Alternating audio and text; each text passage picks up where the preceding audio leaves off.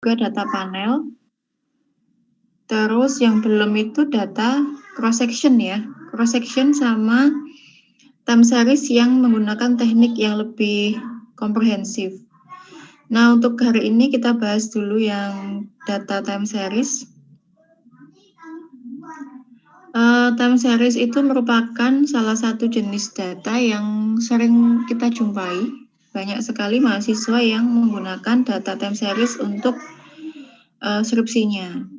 Nah, karakteristik untuk data time series ini biasanya melibatkan lebih dari satu titik waktu dengan unit analisis, misalnya kota, kabupaten, perusahaan, atau negara, dan sebagainya. Sedangkan periode analisisnya bisa harian, mingguan, bulanan, triwulanan, atau juga tahunan. Nah, yang sering kali digunakan oleh mahasiswa untuk contoh data time series itu misalnya ada pendapatan nasional, inflasi, suku bunga, jumlah uang beredar, nilai tukar, dan sebagainya. Kemudian kita mengenal istilah stasioneritas dalam data time series. Apakah yang disebut dengan stasioner? Stasioner itu adalah variabel atau data yang kita gunakan memiliki keseimbangan jangka panjang. Istilah dalam makroekonominya adalah steady state. Ini kondisi yang merupakan data yang konsistensi pergerakannya. Nah, kalau kita lihat misalnya, coba kita buka Excel. Ya, di sini ada data investasi, kemudian utang pemerintah, kemudian M3-nya adalah money supply ya, atau jumlah uang beredar. Kalau kita lihat dari tahun 70 sampai tahun 2018, untuk investasi ya, ini investasi. Datanya kan berfluktuasi dari 13% ke 15 ke 18 sampai paling tinggi nilainya 32%. Kemudian terus berfluktuasi atau bergerak sampai tahun 2018 itu sebesar 34, sekian persen. Data time series itu tidak mungkin stabil, misal dari tahun 70 sampai 2018 nilainya sama kan tidak mungkin. Yang namanya data itu tidak statis tetapi dinamis. Nah, untuk istilah stasionaritas ini sebetulnya terkait dengan konsistensi pergerakan data time series itu sendiri. Jika pergerakannya smooth ya, bergerak atau berfluktuasi tetapi smooth, maka data tersebut bisa kita katakan sebagai data yang stasioner. Tetapi jika datanya memiliki fluktuasi yang cukup tinggi atau bahkan ekstrim, nah itu datanya bisa kita katakan tidak memiliki stasioner atau dalam jangka panjang tidak memiliki keseimbangan yang disyaratkan dalam data time series. Nah, kalau kita lihat nih ya di slide yang kedua, secara sederhana dalam matematika, YT, variabel dependent Y, T itu kan time, menunjukkan dimensi waktu, artinya datanya adalah data time series sama dengan B0 plus B1 YT min 1. Data time series biasanya mengindikasikan adanya variabel dependent itu dipengaruhi oleh variabel dependent itu sendiri tetapi periode sebelumnya.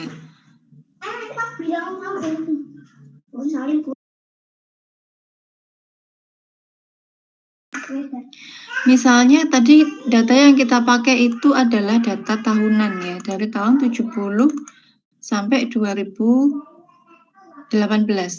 Nah, kalau kita mau membuat model regresi, misal dependent variabelnya adalah investasi. Investasi sama dengan misalnya A plus B utang plus misalnya C M3 gitu ya. Nah, pada tahun 2018 nilai investasi itu juga dipengaruhi oleh nilai investasi itu sendiri di tahun berikutnya, yaitu tahun 2017. Demikian juga dengan utang atau debt. Debt pada tahun 2018 itu juga ditentukan atau dipengaruhi oleh nilai utang tahun sebelumnya, yaitu tahun 2017. Begitu juga dengan data M3. M3 pada tahun 2018 juga dipengaruhi oleh nilai M3 di tahun sebelumnya, yaitu tahun 2017. Nah, sehingga karakteristik penting dalam ekonometrika data time series ini salah satunya adalah seperti ini. Jadi variabel dependent yang kita lihat nilainya pada tahun ini juga dipengaruhi atau ditentukan oleh nilai variabel tersebut tetapi pada periode waktu sebelumnya. Jadi misalnya YT 2018, maka Y tahun 2018 itu juga dipengaruhi oleh Y tahun Y T-1. T-1 berarti tahun 2017. Misalnya Y-nya tahun 2010, maka Y tahun 2010 ini juga dipengaruhi oleh Y pada tahun 2009, yaitu Y T-1. T-1 itu periode sebelumnya, satu periode sebelumnya. Nah, kalau datanya stasioner memiliki keseimbangan jangka panjang ya atau steady state, kalau kita gambarkan dalam bentuk fungsi matematika nanti nilainya akan seperti ini. Bisa dilihat lebih lengkap di bukunya Gujarati pada bab stasioneritas data itu lebih komplit ya. Jadi untuk data yang stasioner adalah data yang fluktuasinya itu smooth ya. Pergerakannya memiliki konsistensi. Sehingga suatu data time series dikatakan tidak stasioner apabila nilai rata-rata dan variannya bervariasi sepanjang waktu atau dengan kata lain bergeraknya itu tidak stabil atau pergerakannya sangat ekstrim. Nah, itu kalau tidak stasioner. Sedangkan stasioner data pergerakannya stabil, kemudian nilai rata-ratanya juga stabil. Oke, lanjut ya. Nah, dalam ekonometrika, sebuah variabel dependent atau Y dikatakan stasioner jika rata-ratanya dan variannya itu konstan atau tetap sebesar nilai tertentu. Kemudian kovarian antara dua periode itu juga hanya tergantung pada lag-nya, sehingga ini kalau kita matematikakan simbolnya rata-ratanya itu konstan, variannya juga tetap. Kemudian memiliki kovarian yang nilainya ditentukan oleh lag-nya. Nah, seperti itu ya. Jadi data stasioner merupakan data yang pergerakannya itu smooth. Contohnya ini ya. Ntar saya masukkan dulu ke eViews file.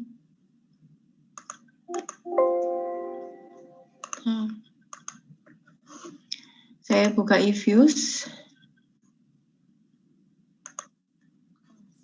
Datanya tadi 1970 sampai 2018. Oke, quick empty group.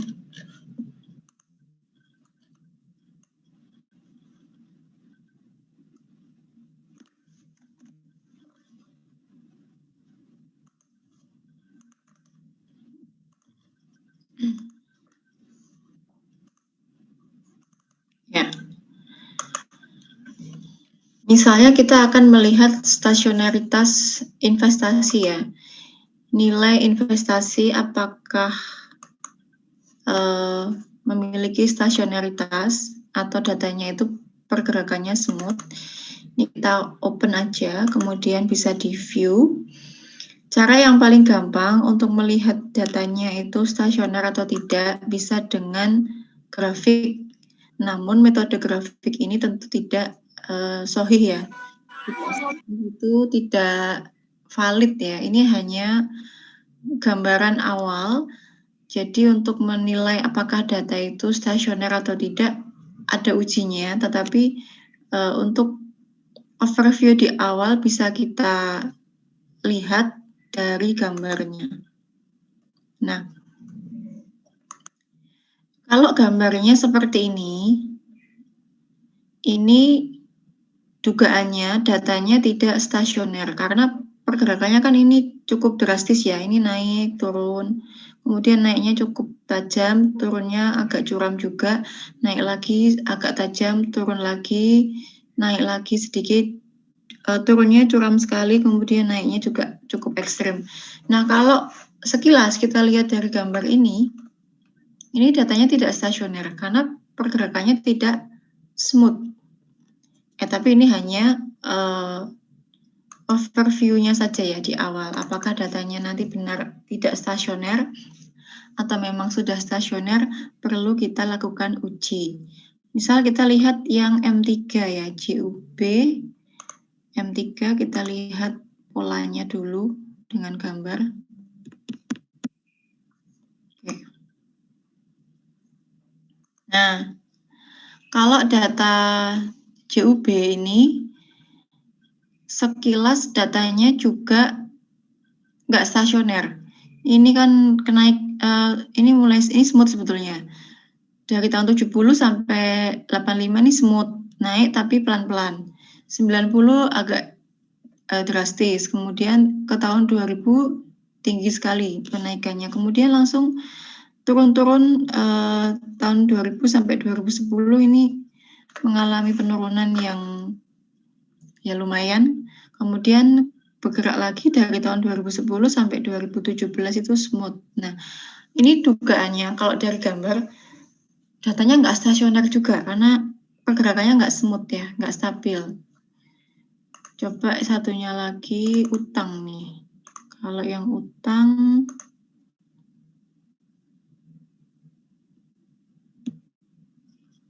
oke. Nah ini juga sebetulnya datanya bisa kita bilang stasioner dari mulai tahun 1970 sampai 95. Ini pergerakannya, ini smooth. Naik turun ya, berfluktuasi tetapi smooth. Artinya naiknya nggak terlalu tajam, turunnya juga tidak terlalu curam. Nah, tetapi tahun berapa ini? 98 ya, 98, 99 ini naiknya drastis nih utangnya.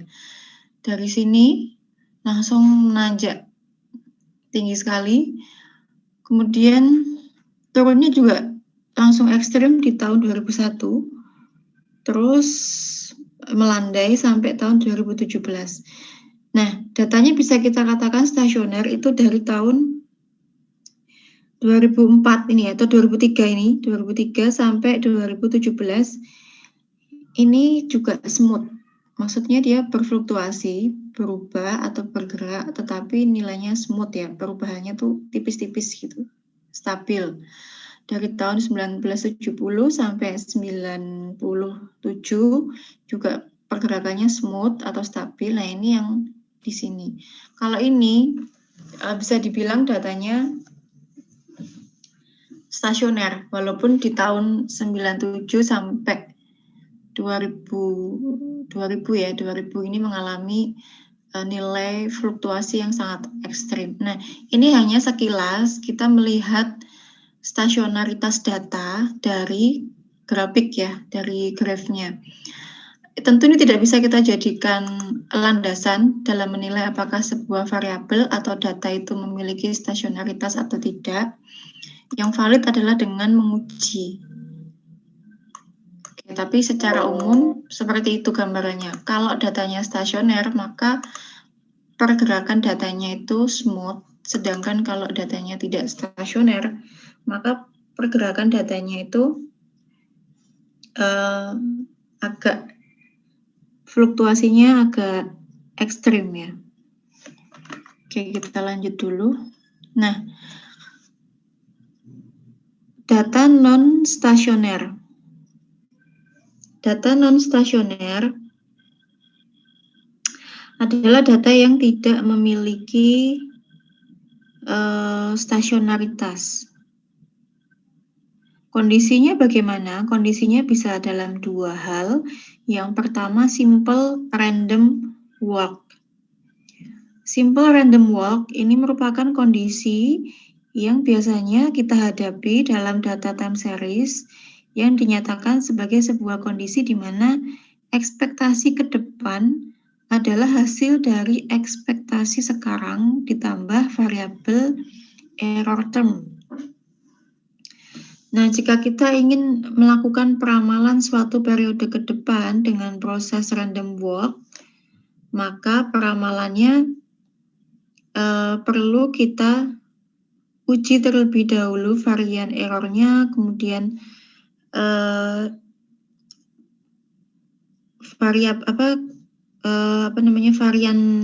variabelnya atau datanya. Kalau sudah variannya menjadi stabil atau konstan, maka proses selanjutnya bisa kita lakukan untuk forecast-nya. Kemudian yang kedua, kondisinya adalah random walk with drift. Model ini merupakan bentuk perluasan dari model random walk tadi. Nah, di sini sudah melibatkan adanya tren. Tren itu kecenderungan datanya fluktuasinya itu naik atau menurun pada series YT. Nah, tren itu merupakan perubahan yang terjadi secara bertahap dari waktu ke waktu. Kemudian untuk tren yang dapat diprediksi disebut sebagai deterministik, sedangkan perubahan yang sulit diprediksi disebut sebagai data yang stokastik. Nah, ini kalau datanya tidak stasioner, artinya fluktuasi atau pergerakan datanya itu cukup ekstrim. Istilah lain untuk data yang tidak stasioner selain non-stasioner adalah akar unit ya. Akar unit merupakan istilah lain dari random walk atau non-stasioner, sehingga data non-stasioner dapat dikatakan sebagai data yang mengandung random walk atau data yang memiliki akar unit. Untuk regresi variabel time series menghendaki data yang stasioner. Jadi untuk regresi data time series itu mensyaratkan pergerakan atau fluktuasi data yang kita gunakan memiliki fluktuasi yang smooth ya, yang tidak terlalu ekstrim. Kenaikannya tidak terlalu curam, tidak terlalu tinggi, penurunannya juga tidak terlalu curam. Nah, untuk regresi data time series itu menghendaki data yang stasioner atau yang tidak mengandung random walk atau tidak memiliki akar unit, sehingga pengujian data yang tidak memiliki akar unit atau tidak data yang stasioner itu penting dilakukan untuk menghindari adanya regresi yang tidak valid ya, atau regresi yang tidak baik. Nah, untuk pengujian akar unit atau pengujian stasionaritas data itu dilakukan untuk melihat apakah nilai P-nya sama dengan 1 atau ekuivalen dengan P-nya sama dengan 0. Penggunaan statistik uji T dalam pengujian ini sebetulnya tidak valid karena tidak mengikuti distribusi T meskipun telah menggunakan sampel yang besar jumlahnya, misalnya seperti itu. Nah, untuk pengujiannya, apakah data kita mengandung akar unit atau tidak, bisa menggunakan dua uji ini. Yang pertama adalah uji ADF, dan yang kedua adalah Uji Philip Perron. Ya, ada 2 uji yang bisa kita lakukan untuk mengecek apakah data kita stasioner atau tidak, itu dengan ADF dan Philip Perron. Saya ini ya, buka Excel, SPSS, eFuse. Oke. Kita cek dulu nih, bisa diikuti ya, silahkan dibuka eFuse-nya. Ya, silakan dibuka eFuse-nya. Kita pelan-pelan aja.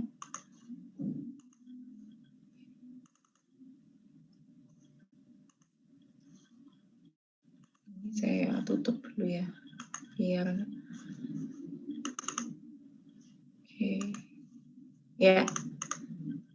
Ini tadi iya, investasi itu kalau kita wujudkan dalam bentuk gambar, gambarnya ini fluktuasinya, trennya cukup ekstrim ya, terutama di tahun 96 ke 2000. Kemudian ekstrim lagi, ini tahun 2010 sampai 2012. Nah, dugaan saya, kalau datanya pergerakannya tidak smooth seperti ini, maka datanya tidak stasioner. Apakah betul? Maka perlu kita cek. Caranya adalah view, pilih unit root test,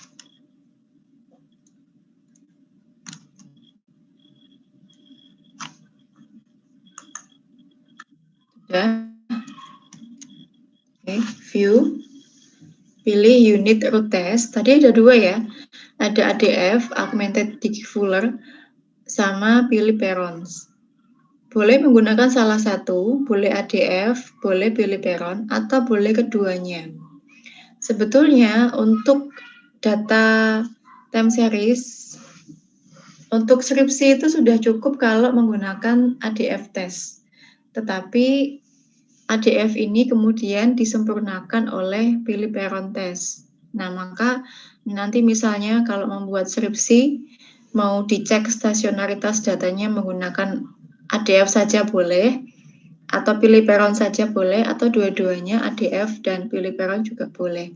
Nah, sekarang kita mau menguji apakah investasi tadi memiliki stasionaritas atau tidak. Kita pakai Digifuller dulu ya, ADF dulu. Di sini ada test for unit root test, ada level, ada first difference, ada second difference. Kita pilih yang di level dulu, pada posisi level, kemudian include in the test, ada intercept, ada trend, dan intercept. Intercept,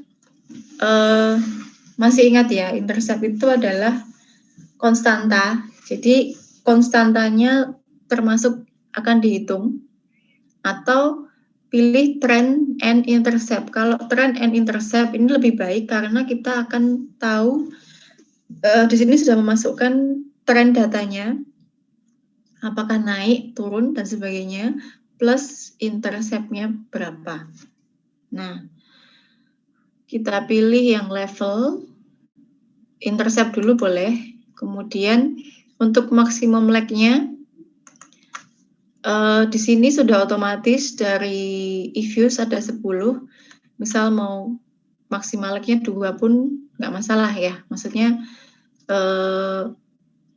boleh kita pilih maksimum lag-nya berapa. Lag itu adalah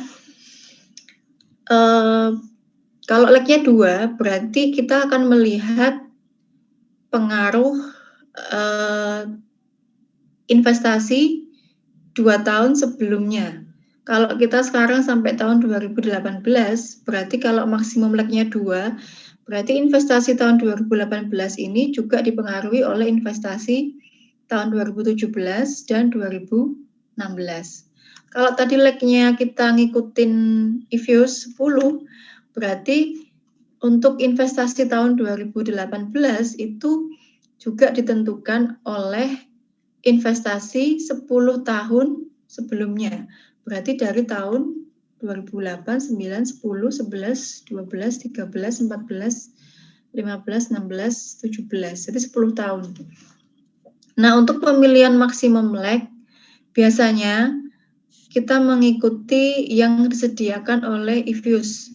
Ini otomatis nongol berapa, boleh, atau kita yang menentukan sendiri maksimal misalnya 2, atau maksimal 4 tahun ke belakang, maksimal 5 tahun ke belakang, dan sebagainya. Itu silahkan ya, tergantung kebutuhan penelitiannya. Misal saya kasih maksimum lag-nya 2, kemudian untuk automatic selection-nya, pemilihan lag-nya, menggunakan ini, SWOT Info Criterion ya, SIC. Oke, kita pilih oke. Nih. Nah, yang kita lihat adalah nilai T statistiknya. Kalau nilai T statistiknya di sini itu lebih besar dibandingkan nilai statistik yang di atas, maka data tidak memiliki stasionaritas atau datanya tidak stasioner. Cara yang kedua bisa kita lihat dari nilai probabilitasnya. Nilai probabilitasnya kalau data memiliki stasionaritas maka harus di bawah nilai alfa 5%.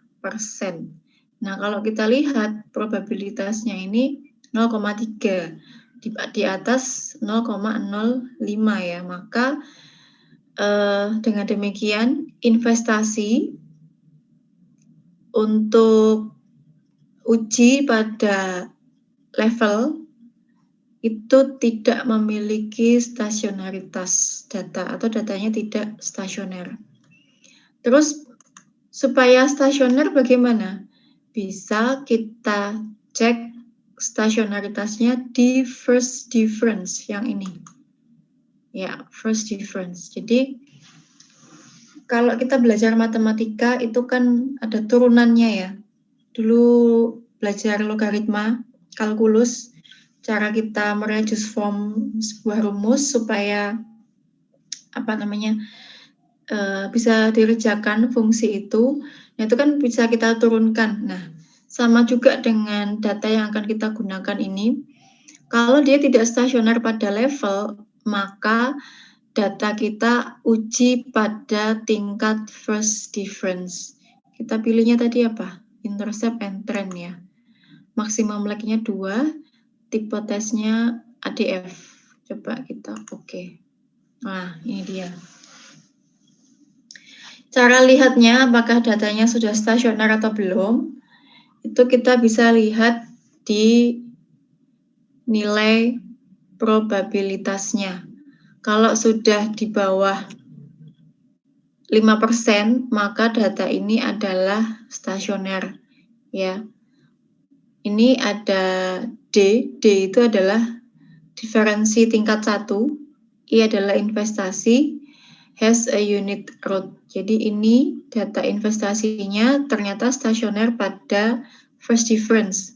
Ini untuk uji ADF ya. Coba kita lihat pada uji Philip Perron. Nih, Philip Perron. Kita pilih level dulu. Kemudian kita pilih trend dan intercept. Nah, untuk Philip Perron ini kita ngikutin eViews-nya sesuai otomatis yang ada di sini ya. Di situ kita klik. Nah, sama hasilnya dengan ADF tadi.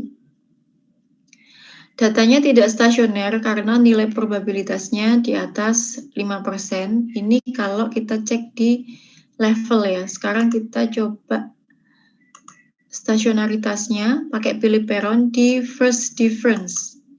Tetap memilih trend dan intercept, kemudian oke. Nah, sekarang datanya sudah stasioner. Jadi untuk investasi, stasionaritas datanya itu pada tingkat first difference. Artinya apa? Kalau tadi gambar yang mentah ya, gambar yang mentah kan tidak smooth pergerakannya, fluktuasinya itu cukup menanjak, cukup curam ke bawah dan sebagainya.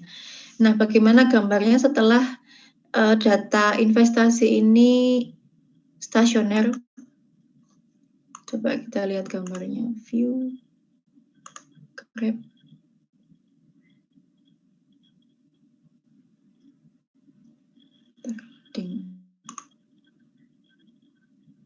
Oke, datanya sekarang menjadi seperti ini. Ini datanya sudah dalam bentuk stasioner.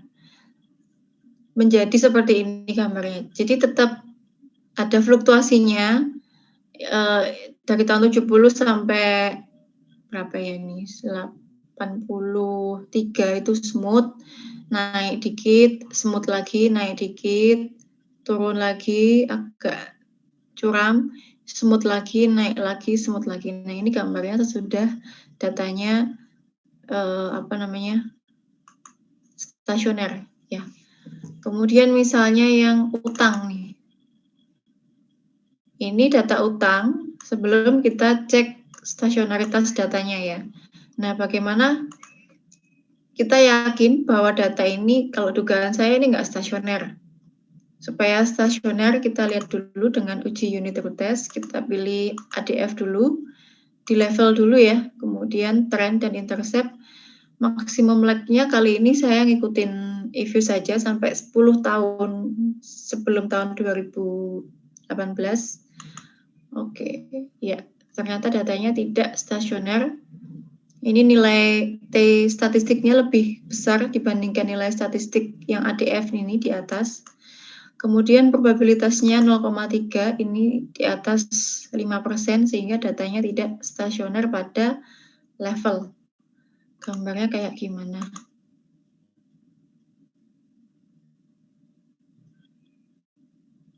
Coba. Gambarnya sama kayak tadi. Sekarang kita cek dia pada first difference. Tesnya ADF, kita lihat di first difference. Include in test equation, kita pilih trend and intercept. Maksimum lag-nya kita coba ngikutin aja si EView-nya 10. Oke. Nah, ini nilainya, nilai T statistik sudah di bawah nilai T statistik ADF, kemudian nilai probabilitasnya 0,00 di bawah 5%, sehingga untuk data debt atau utang itu memiliki stasionaritas pada level first difference ya, pada ordonya first difference.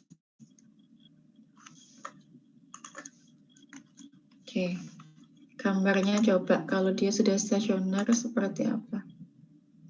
Sebetulnya kalau gambarnya terlalu curam, terlalu ekstrim itu juga belum tentu datanya tidak stasioner sih. Makanya kita cek dengan ADF atau Philip Perron. Untuk gambar itu hanya gambaran awal saja, yang tentunya nggak valid kalau kita menggunakan grab itu untuk menyimpulkan sebuah data stasioner apa tidak. Sama aja datanya sebetulnya. Oke ya. Kalau kita cek pakai Philip Perron, coba Philip Perron. Ini Philip Perron, di level dulu, kita pilih trend and intercept. Ya, sama aja ya. Probabilitasnya di atas 5%, sehingga utang tidak memiliki stasionaritas pada ordo level dengan menggunakan uji Philip Perron. Kemudian coba kita cek pada first difference. Ya, datanya sudah stasioner. Nilai probabilitasnya 0,000, ini di bawah 5%, nilai T statistiknya sudah di bawah Philip Perron-nya. Nah, jadi data utang itu memiliki stasionaritas data pada ordo first difference. Satu lagi M3 ya. Mana M3? Nah, ini dia. Kalau menurut saya ini juga nggak stasioner. Tapi apakah betul? Coba kita lihat ya. View unit. Salah. View unit. View unit root test. Pilih ADF dulu. Di level. Maksimum lag-nya tetap otomatis ngikutin IFIS aja ya. Oke, hasilnya seperti ini. Nilai T statistik yang di bawah ini pada critical value-nya itu lebih besar dari T statistik ADF, sehingga datanya tidak stabil. Kemudian nilai probabilitasnya juga tinggi sekali, jauh di atas 5%, sehingga datanya tidak stasioner. Coba kita cek di first difference, masih ADF dengan first difference. Oke, ya ini datanya sudah stasioner. Kita lihat nilai probabilitasnya sudah di bawah 5%. Gambarnya kayak gimana? Apakah ada perubahan? Kayaknya sama aja. Oke. Oh, datanya berubah sedikit ya. Tadi dia puncaknya agak naik ke atas gitu. Ini sudah lebih landai. Ini namanya datanya sudah smooth, sudah stasioner. Terus kita cek juga dengan Philip Perron. Philip Perron di level dulu. Trend and intercept, oke. Oke, nilainya juga seperti ini. Probabilitasnya 0,95, jauh di atas 5%, sehingga untuk M3 atau jumlah uang beredar itu tidak stasioner pada ordo level. Kita cek coba pada first difference, metodenya tesnya pilih Perron, pilih trend and intercept. Oke, 0,01 probabilitasnya ya. Jadi untuk M3 atau jumlah uang beredar ini stasioner pada ordo first difference, baik dengan tadi ADF maupun Philip Perron. Nah, kalau datanya sudah stasioner, walaupun tidak pada level ya, tetapi pada first difference itu sudah boleh kita regress, sudah boleh kita running, entah dengan misalnya dengan ECM, dengan VAR, dengan VECM, dan seterusnya. Tetapi langkah awalnya syaratnya adalah harus kita cek dulu stasionaritas datanya. Oke, ada yang mau ditanyakan dulu mengenai stasionaritas data? Silakan, apa bingung?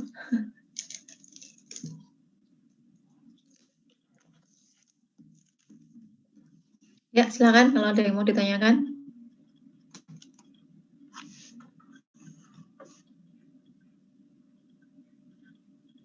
Tidak ada? Lanjut? Lanjut, Bu. Oke. Bentar. Ya. Apakah boleh kita mengecek stasionaritas data itu secara bersamaan? Misalnya nih ya, saya blok, open, klik kanan, as group, kemudian view, unit to test, misalnya summary aja. Summary ini berarti semuanya sudah masuk ke situ ya, semua tes. Kita pilih level, individual intercept, and trend. Oke.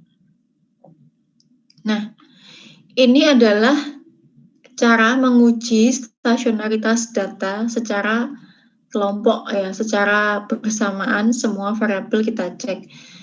Ini sebetulnya tidak disarankan ya, walaupun sangat praktis karena ketiga variabel langsung ketemu nilai stasionaritasnya. Kita lihatnya di sini di nilai probabilitasnya. Probabilitas yang Levin, Lin, sama Chu, T. Nah, di sini sudah ada ADF, sudah ada Philip Perron. Jadi semua tesnya sudah include di sini. Cuman ini kelemahannya adalah semua variabel jadi satu. Nah, ini tidak bisa mencerminkan masing-masing variabel. Ini secara umum dikelompokkan jadi satu, kemudian kita cek nilai stasionaritas datanya. Kalau kita lihat probabilitasnya ini 0,5, berhitung di statistiknya juga 0,5, jadi nggak stasioner karena nilai probabilitasnya di atas 5%. Coba kita lihat kalau di first difference. Oke. Nah, ini sudah stasioner. Probabilitasnya Levin-Lin 0,00 di bawah 5%. Berhitung T-stat juga 0,00 di bawah 5%. Ini nilai ADF-nya, nilai piliperonnya, bahkan nilai pesaran dan sin-nya juga semuanya probabilitasnya di bawah 5%. Jadi semua datanya debt, utang, investasi, dan M3 itu stasioner pada first difference. Tapi ini tidak disarankan ya, karena untuk menguji sebuah data itu stasioner atau tidak, atau stasioner di level atau di first difference atau di second difference, itu per individu data. Tidak disarankan seperti ini. Tetapi ada juga yang melakukannya seperti ini. Nah, kalau idealnya dilakukan per individu data kayak tadi satu-satu. Memang lebih lama ya, tetapi itu yang lebih aman ya, lebih ideal. Nah, terus gimana? Syarat yang lain, kalau kita mau menggunakan data time series, maka ada istilah kointegrasi. Kointegrasi itu berarti dalam jangka panjang, datanya berhubungan secara stabil. Nah, caranya gimana? Ini klik open as group view. Mana nih? Long run covariance co-integration test. Ya, kalau mau ngecek apakah ketiga variabel ini berhubungan dalam jangka panjang secara stabil, kita cek kointegrasinya dengan Johansen test. Klik. Oke, kita ikutin aja langsung. Nah, untuk pemilihan leg-nya, bisa kita pilih leg 1 misalnya. Kalau leg 1 berarti maka 1 tahun sebelumnya itu mempengaruhi variabel Y-nya. Kalau ini 2, berarti 2 tahun sebelumnya itu mempengaruhi Y. Kalau 3, berarti nilai Y 3 tahun sebelumnya itu mempengaruhi Y. 4 dan sebagainya ya. Jadi kalau ini hanya untuk latihan, ini kita ngikut otomatis dari IFUS-nya saja, tidak usah kita ubah nilai lag-nya berapa. Oke. Nah, ini ada hasilnya. Kita tahu datanya memiliki kointegrasi atau tidak itu dari ini ya. Trace test indicates one co-integrating at level 0,05. Jadi datanya memiliki satu kointegrasi pada alfa 0,05 yang ini, Atmos 2 ini. Oke, lalu kalau yang bawah ini, kalau yang atas ini Johansen test, kalau yang bawah ini eigenvalue test. Bedanya apa? Kalau yang di sini max eigenvalue testnya ini indicates no co-integration at 0,05 level ya. Berarti dengan uji eigenvalue, ketiga variabel ini tidak berkointegrasi. Sedangkan dengan ini tadi, Johansen test, ada satu kointegrasi atau ada satu hubungan jangka panjang yang stabil di antara ketiga variabelnya. Oke.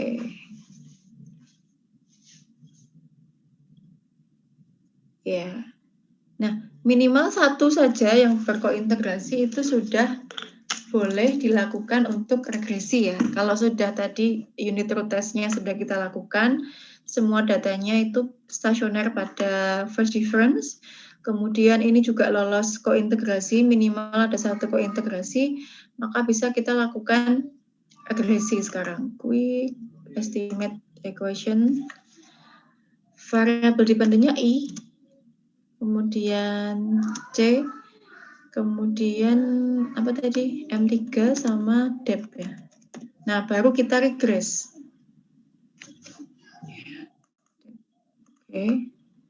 Oke. Nah, hasilnya ini. Sebentar, saya nutup pintu dulu ya.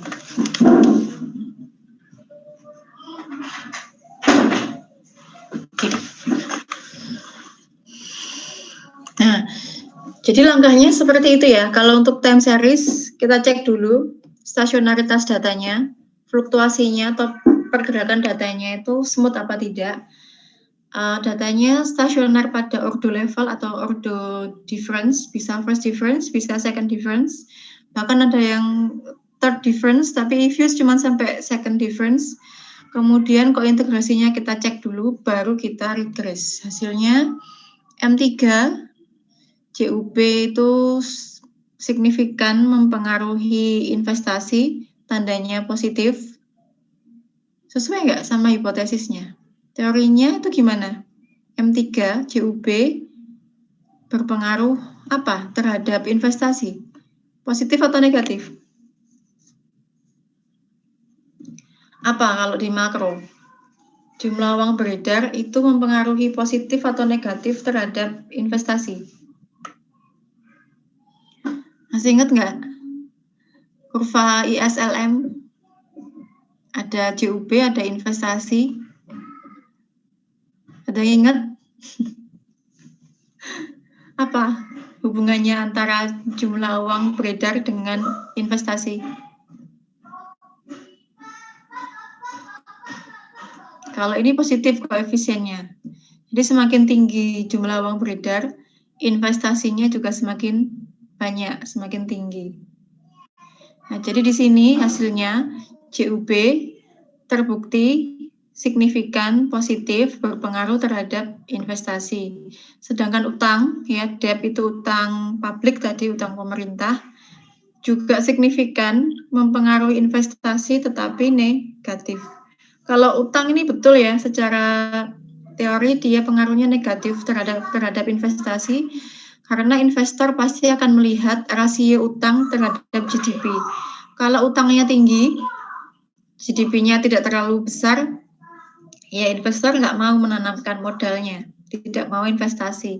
Tapi kalau rasio antara utang dengan GDP itu kecil, maka investor juga akan mau melakukan investasi. Nah, kalau yang debt itu betul, signifikan mempengaruhi investasi, tetapi pengaruhnya negatif. Kalau yang CUB gimana? Semakin tinggi CUB, semakin besar investasi. Iya enggak? Jadi ini artinya perubahan 1% M3, maka investasi naik sebesar 0,35%. Sedangkan utang, ya, penambahan utang 1% akan menyebabkan investasi turun, ya, karena negatif, turun sebesar 0,11%. Ini semua satuannya persen ya, karena tadi investasi M3 sama debt itu dalam satuan persen. Kemudian ini adjusted R-square-nya 49%, M3 dan utang itu bisa mempengaruhi investasi, sisanya berapa? 100 dikurangi 49, 51 ya. Di sisanya 51% ditentukan oleh variabel lain di luar model. Nah, jadi ini langkah untuk menganalisis data time series. Runtutannya adalah uji stasionaritas data, kemudian uji kointegrasi, baru di running ya, baru di regress. Caranya seperti itu. Silakan kalau ada yang mau ditanyakan. Gimana? Mudeng atau mubeng? Gimana nih? Mudeng atau mubeng? Mudeng, Bu.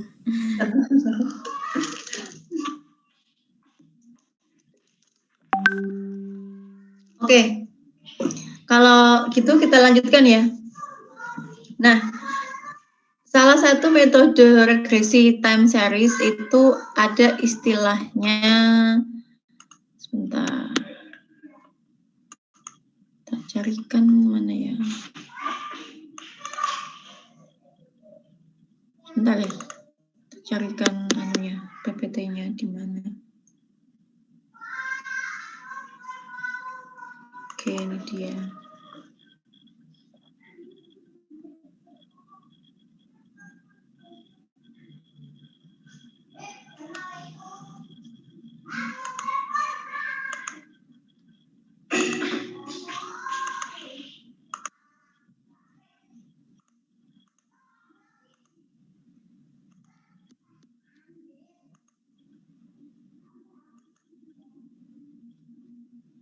Oke ya, yang sinyalnya jelek nggak apa-apa. Salah satu metode regresi time series adalah error correction model. Ini di buku-buku disingkatnya ECM. ECM ini apa? ECM ini adalah metode koreksi kesalahan. Yang namanya data time itu kan selalu bergerak ya, berfluktuasi. Nah, pergerakannya bagaimana? Selain dipengaruhi oleh variabel-variabel lain, ternyata Y tadi juga dipengaruhi oleh variabel itu sendiri, tetapi pada periode sebelumnya kan, misal setahun sebelumnya, 2 tahun sebelumnya, dan sebagainya. Nah, untuk ECM ini menyediakan metode dengan mengoreksi keseimbangan jangka pendek dan jangka panjang antara semua variabel yang ada pada model. Oke, langsung aja caranya. Langkahnya untuk ECM, pertama adalah stasionaritas data dulu. Kemudian yang kedua kita cek kointegrasinya. Tadi kan sudah kita cek stasionaritas datanya, kemudian sudah kointegrasinya. Nah, sekarang kita akan membuat variabel error correction modelnya. Ini caranya ya. Quick prop make residual series. Ini kita tulis aja ECT. ECT itu adalah error correction term.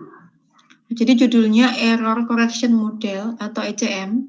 Kalau nanti di sini pada model itu namanya ECT, error correction term. Atau mau ditulis ECM juga boleh, tapi biasanya kalau dalam model ECT, error correction term. Jadi kita membuat variabel baru, kita buat ECT-nya, oke. Nah, ini sudah muncul, ini adalah koreksinya. Koreksi dari model yang akan kita cek. Bentar. Oke. Nah, ini ya sudah muncul nih ECT ini. Nah, kalau sudah muncul di sini bisa kita cek langsung aja. Tadi investasi M3 sama debt di blok open klik kanan as equation.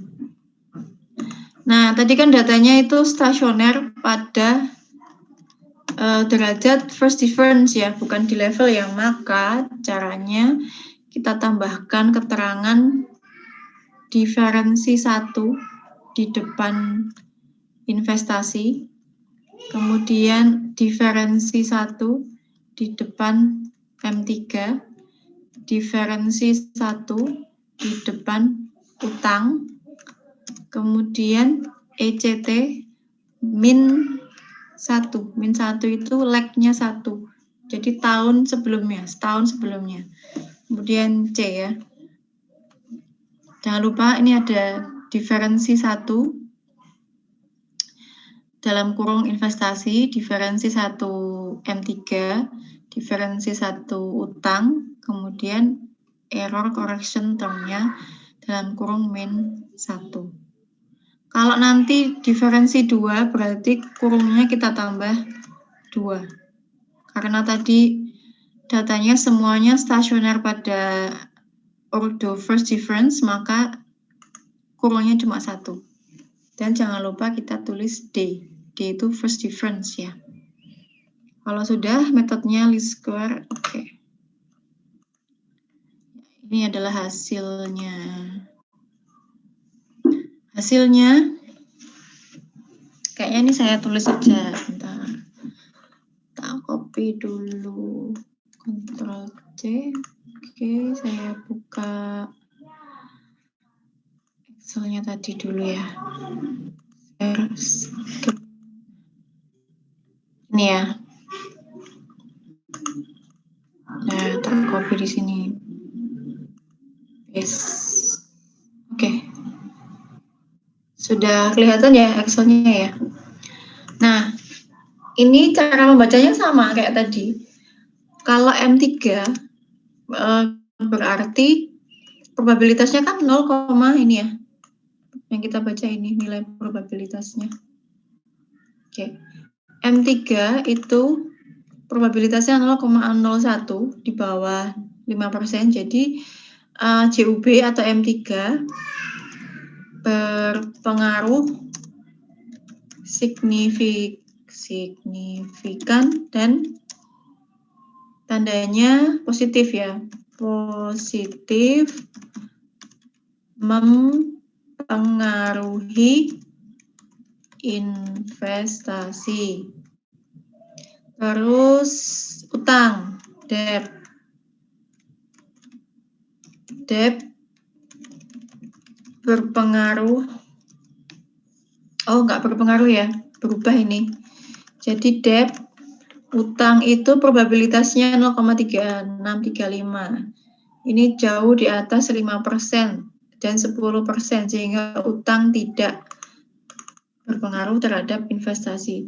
Utang terbukti tidak berpengaruh terhadap investasi ya.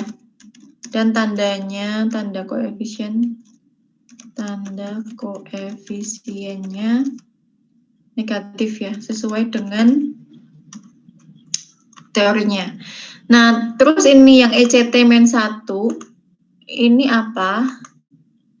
Ya, ECT-1 kalau model ECM-nya bagus dan stabil, maka hasilnya harus signifikan dan koefisiennya negatif. Ya. Jadi untuk model, tulis di sini ya, model ECM yang bagus, maka hasilnya harus signifikan dan tanda koefisiennya negatif. Nah, kita lihat nih, nilai ECT-1-nya ternyata signifikan kan, ya kan? Nilai probabilitasnya kan 0,000 di bawah 5%. Kemudian tandanya negatif. Artinya apa? Artinya adalah perubahan apa tadi? Investasi ya. Investasi akan disesuaikan dalam setahun, karena -1, sebesar nilai koefisiennya 0,26867. Satuannya tadi persen ya. Nah, seperti ini. Jadi cara membacanya untuk yang ECT-1 ini, tanda model ECM yang kita gunakan itu baik dan stabil adalah probabilitasnya signifikan dan nilai koefisiennya negatif. Nah, ini model kita kebetulan hasilnya sesuai dengan yang diharapkan, maka artinya model yang kita gunakan ini sudah valid ya, sudah bagus karena nilai ECT-nya sudah signifikan dan tanda koefisiennya negatif. Artinya ini perubahan penyesuaian investasi akan disesuaikan dalam waktu 1 tahun karena ECT-nya -1 sebesar berapa setiap tahunnya 0,26% ya, atau 0,3% lah kalau dibulatkan. Jadi cara membacanya seperti itu. Oke, untuk ECM ada yang mau ditanyakan, silakan. Mana? Gampang? Kalau gampang berarti tugas. Gimana? Silakan, ada yang mau ditanyakan. Bu, tadi yang kointegrasi tadi kurang paham sedikit bicara Kointegrasi. Ya. Saya stop ya, biar stabil internetnya. Ini dia.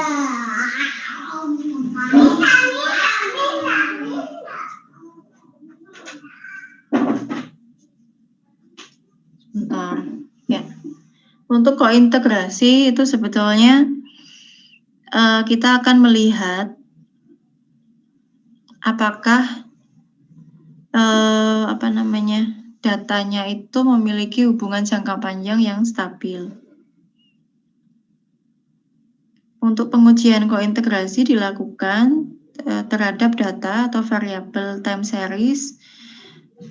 Selain untuk melihat datanya memiliki stabilitas jangka panjang atau tidak, juga untuk mengkaji apakah residual regresinya itu sudah stasioner atau belum. Kemudian konsep kointegrasi juga berkaitan dengan adanya keseimbangan dalam sistem ekonomi yang konvergen sepanjang waktu, sebagaimana kalau kita belajar pada makroekonomi ya, dalam jangka panjang itu ada istilah steady state kan, kestabilan jangka panjang untuk semua variabel makroekonomi. Sehingga kalau terjadi shock atau guncangan dalam suatu sistem perekonomian dalam jangka panjang itu terdapat kekuatan penyesuaian ekonomi untuk pulih kembali ke kondisi keseimbangannya kalau datanya memiliki kointegrasi ya. Atau apabila terjadi ketidakseimbangan dalam jangka pendek juga akan ada istilahnya itu invisible hand kalau kita belajar makro 1 ya, kekuatan pendorong perekonomian menuju kondisi keseimbangan. Kemudian untuk pengujian kointegrasi tadi kita menggunakan Johansen Cointegration Test. Ya, pengujiannya itu mendasarkan pada keberadaan residual persamaan jangka panjang yang stasioner. Pendekatan kointegrasi Johansen ini terkenal sekali. Hampir semua paper-paper di jurnal yang bonafit itu menggunakan Johansen test untuk melihat data memiliki kointegrasi atau tidak. Ini mendasarkan pada kemungkinan maksimum likelihood-nya yang memberikan statistik eigenvalue dan trace untuk menentukan jumlah vektor kointegrasi dalam suatu persamaan. Jadi kalau hasilnya nanti di output Johansen Cointegration Test itu sudah ada satu kointegrasi saja, maka sudah bisa dikatakan data tersebut memiliki kointegrasi atau hubungan jangka panjang yang stabil. Caranya tadi saya share lagi ya, views-nya. Caranya, bentar. Ini bisa diklik ya. Kalau saya suka sesuai urutan modelnya, dependennya tadi kan investasi, kemudian independennya ada M3 sama utang. Ini kita open S group, kemudian kita cek view cointegration test, pilih yang Johansen. Oke, ini Langsung aja beli, oke. Jadi kita ngikutin arahannya Avius ya, secara otomatis dia sudah bisa, namanya tuh setup rumusan datanya ini, lag intervalnya berapa yang terbaik dan sebagainya. Oke, ini hasilnya. Ya, yang kita baca yang ini, yang atas. Kalau yang atas ini, kalau Johansen test itu ada 2 yang dibaca, trace statistik sama maximum eigenvalue statistik. Salah satu saja sudah ada kointegrasi ini ya. Yang trace statistik ini mengindikasikan ada satu kointegrating pada alfa 0,05. Yang mana yang ini, yang Atmos 2 ini, 0,06 di bawah 10%, berarti di bawah 0,05 ya. Kok 0,05 ya? Kan ininya 0,06.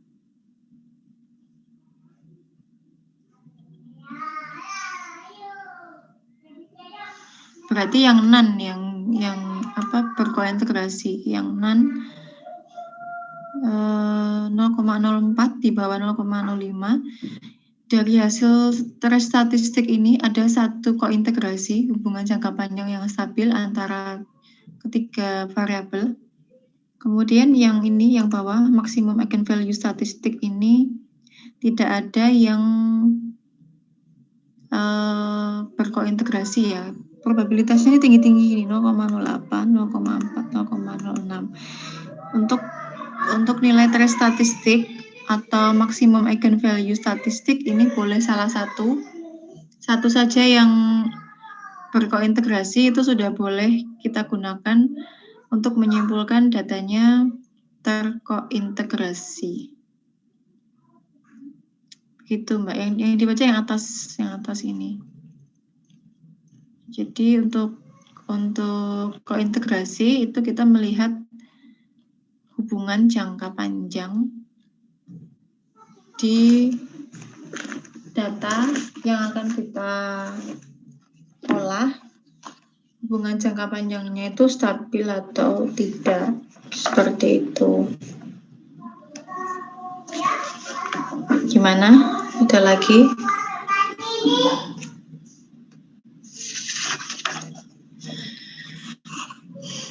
Silakan kalau masih ada yang mau ditanyakan.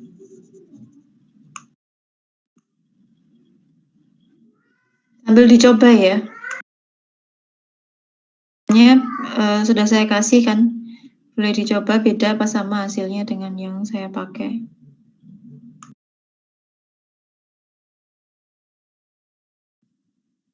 Bu mau tanya Bu?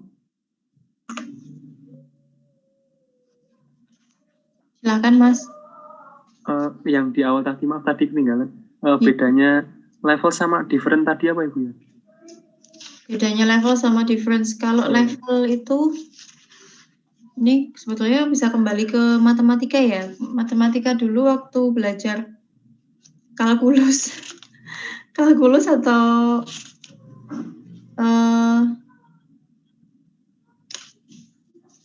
di apa ya, saya lupa anunya, topiknya apa ya.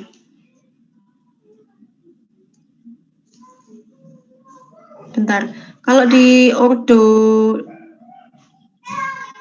apa tadi, level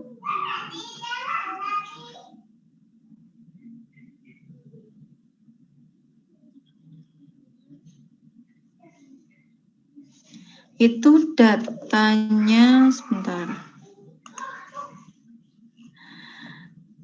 saya lihatin PPT-nya, bukan ini. Oke. Aku dapat top.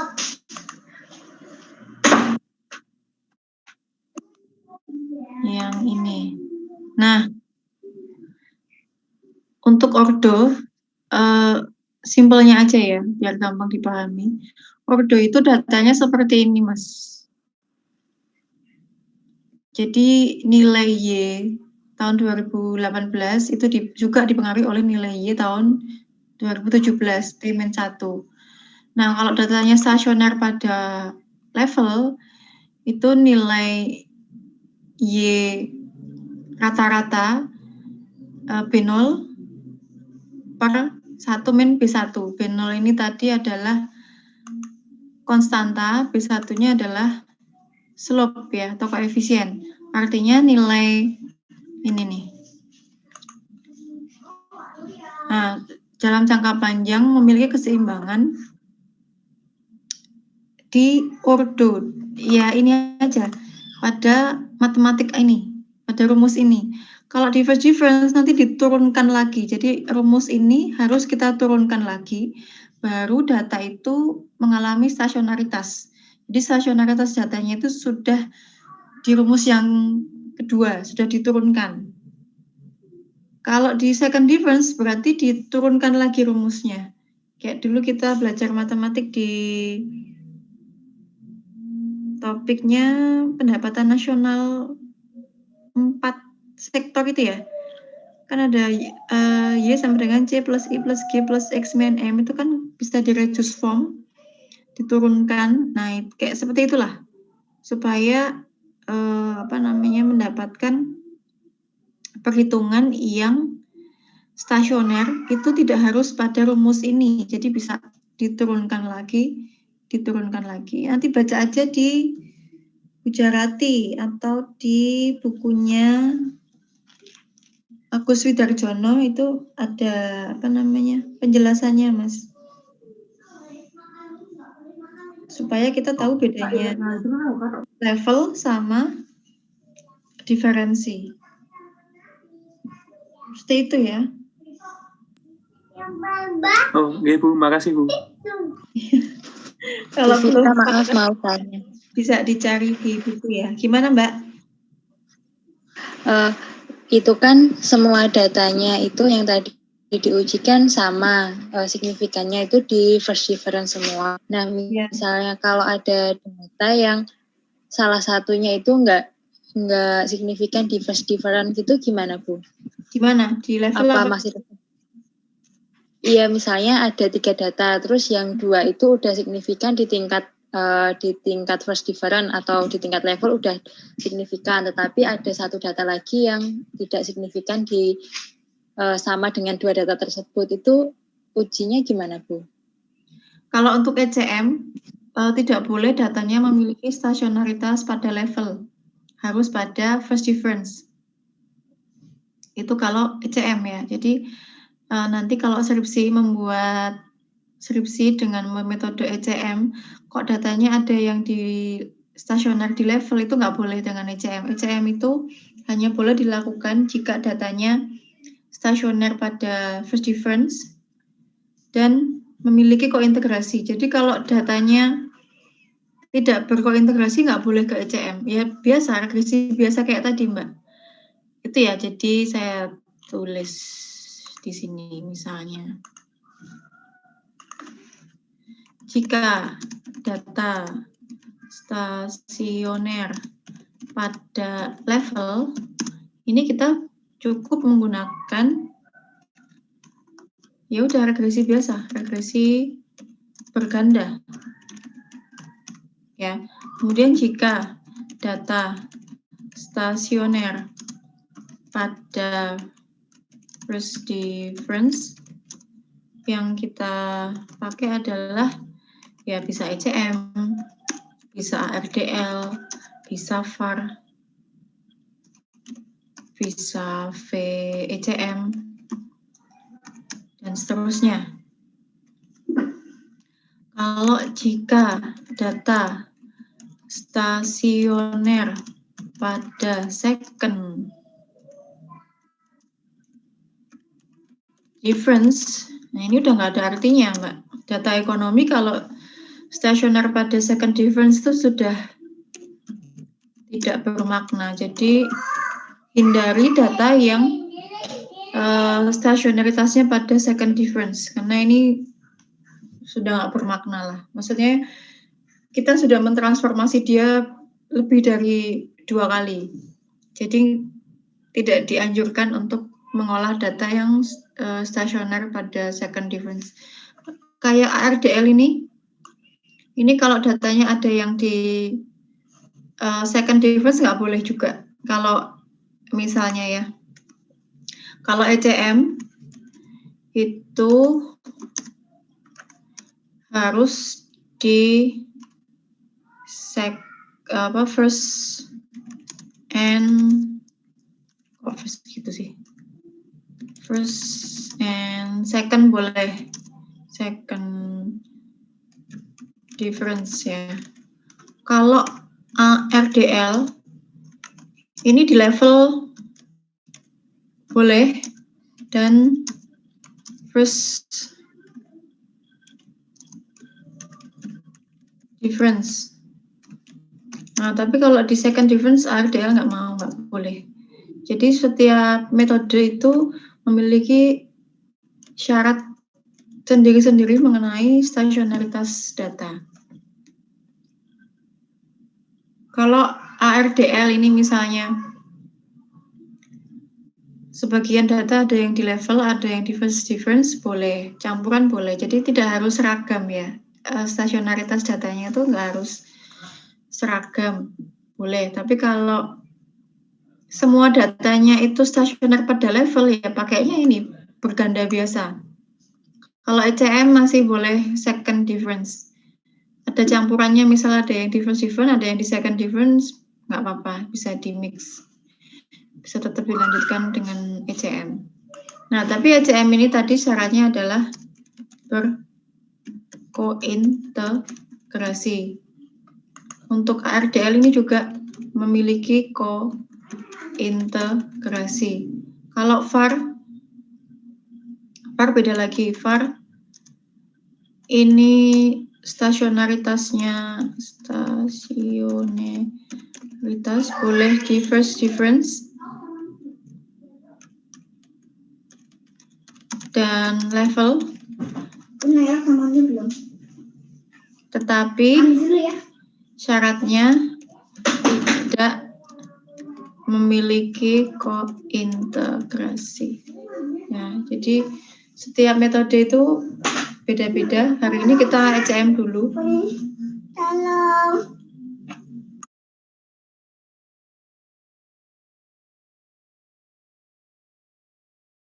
Gitu, Mbak.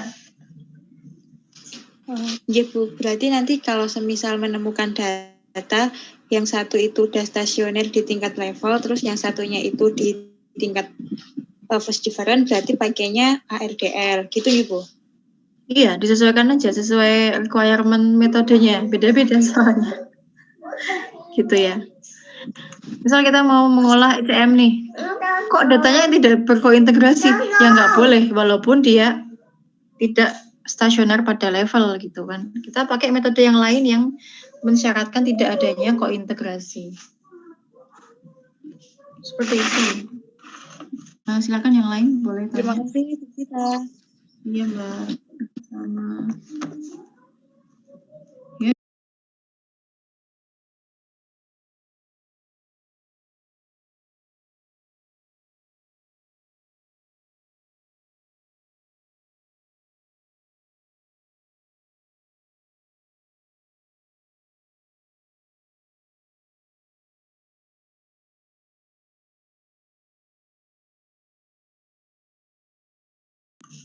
Ada lagi yang mau ditanyakan?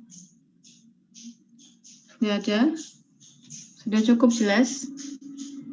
Kalau gitu, diakhiri dulu ya. Kita lanjutkan kapan? Minggu depan. Ya. Oke, begitu. Itu saja yang bisa saya sampaikan. Semoga ada manfaatnya yang sedikit ini. Kita lanjutkan insya Allah minggu depan. Seperti itu ya. Terima kasih. Jaga kesehatan. Apalagi. Yaudah itu. Nanti berarti saya kasih tugas ya. Karena ekonomet kan 24 kali meeting. Banyak banget ya. Tugasnya agak banyak ya. Kelompok aja lah apa biar. Oke, begitu ya. Kalau sudah tidak ada yang mau didiskusikan lagi, saya tutup kuliahnya. Terima kasih. Assalamualaikum warahmatullahi wabarakatuh. Waalaikumsalam warahmatullahi wabarakatuh. Waalaikumsalam. Terima kasih, Bu. Sehat selalu. Terima kasih Bu Vita. Oke, saya live ya. Ye. Aduh.